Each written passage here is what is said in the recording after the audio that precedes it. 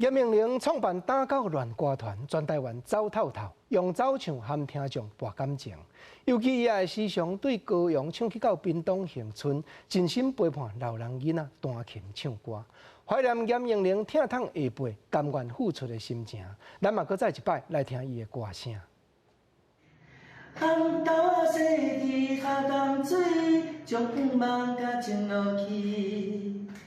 随风无配音乐，歌声介温暖，写的是万丹的红豆仔，这嘛是颜英玲上后尾的创作。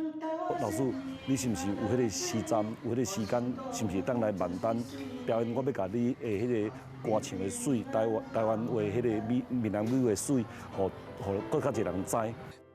当初时是柯典伟拜托伊写一条万丹红豆仔的歌，按算初五伫咧万丹舞台来发表，想不到颜英玲雄雄过身。第二期音乐创作超过20档，对爱河边做街头艺人开始，颜英玲常常派一支吉他，唱的拢是对台湾、对土地的感情，也佮有故事。伊较早若去庙口去庄脚表演，遐阿公阿妈就你咧唱啥听无啦？所以老师会讲我会当唱遮阿公阿妈听有的歌。王风平外号合作短短，自少年就开始对颜老师已经14档。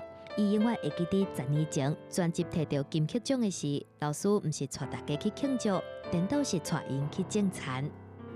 伊无带阮去记者会，因带阮去庄脚挂稻啊，做世人应要安怎做，土地互咱的温度是啥？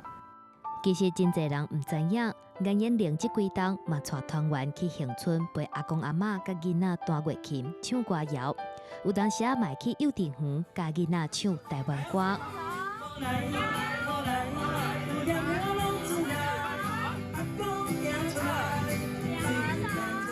是用老师的歌来做教材。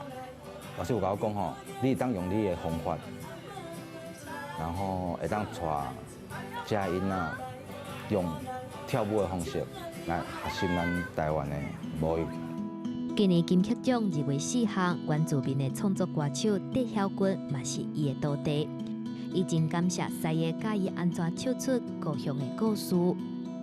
他真的是一个很认真的人，他很会去自己开发机会，然后也让他自己就是他一直不断的在前进。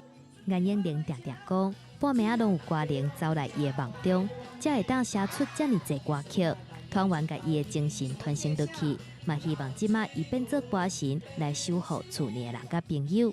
记者综合报道。